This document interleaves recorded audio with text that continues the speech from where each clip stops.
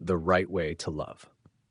Ladies and gentlemen, we will never truly love or encounter true love in this world. Why? Because there's no one in this world capable of offering true love. I'm not sharing this to promote pessimism, but to bring comfort and hope, and to guide you toward practicing the best love possible in this life. Through this video, I sincerely hope many of you gain immense strength and positivity. The word love is often heard in contexts such as dramas, movies, or religious activities.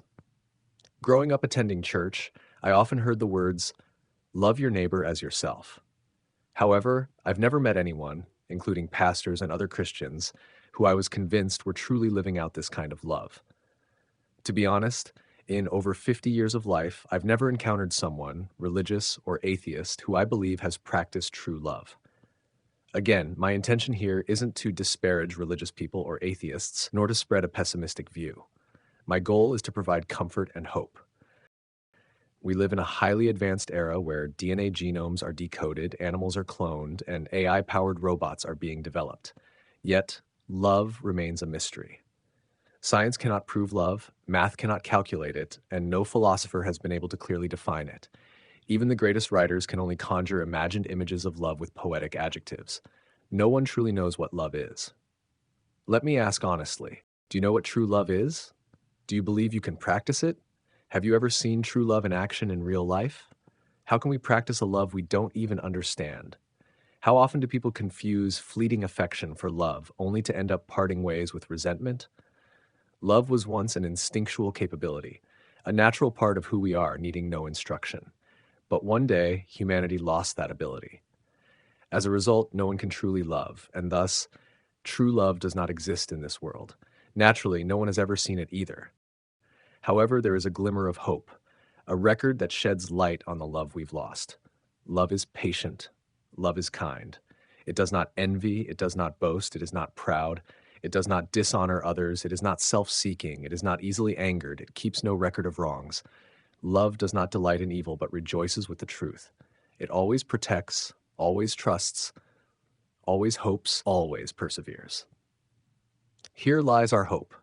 The pure spiritual emotion we lost cannot be regained through effort, but we can strive for the 12 aspects of love: patience, kindness, humility, selflessness, gentleness, and so on. Thankfully, these are within our grasp if we work at them. Granted, even achieving these 12 aspects is an enormous challenge. But don't worry, God does not demand perfection, fully aware of human limitations. As Scripture says, there is no one on earth who is righteous, who does what is right and never sins. Even the righteous, as acknowledged by God, sometimes falter.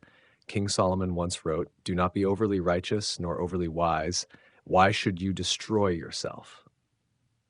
This doesn't mean righteousness or wisdom are bad, but warns against becoming prideful or facing hardship through excessive pursuit of perfection. We don't need to obsess over being flawless. Humanity has its limits. What is the limit of the love we can achieve? Aside from parental love, I've never witnessed a love that could compare to true love. From the time a child is in the womb until they grow old with wrinkles, a parent's love remains constant, rejoicing in their child's goodness and aching in their struggles. Even if we can't perfectly embody all 12 aspects of love, we can aim for love comparable to that of a parent by adding a determination to take responsibility for the other's happiness. At the start of love is a decision to say, "I will make you happy," and at its end lies responsibility. If you cannot commit to responsibility, you shouldn't start love in the first place. Those who don't understand responsibility can never experience beautiful love. Without responsibility, fleeting emotions are mistaken for love. Relationships form, and when they end, they leave behind destruction. Those who treat love as a pastime live destructive lives. Those who approach love only to fulfill physical desires are like birds flying into a trap. But those who carry the determination of responsibility for the other's happiness, even if they must part ways, can still fulfill their final act of love by letting go with grace. Perhaps the greatest love achievable by humanity is responsible love. I, too, strive to love under the premise of responsibility for the other's happiness. This responsible love comes with a comforting advantage. It doesn't require rigid rules or methods. When you practice this love, you'll understand what I mean. We cannot achieve true love, but we can practice responsible love. If you are struggling with pain or hardships, try this kind of love.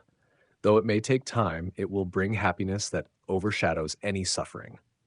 Practice responsible love, and one day you may catch a glimpse of true love and come to believe in its existence. Thank you.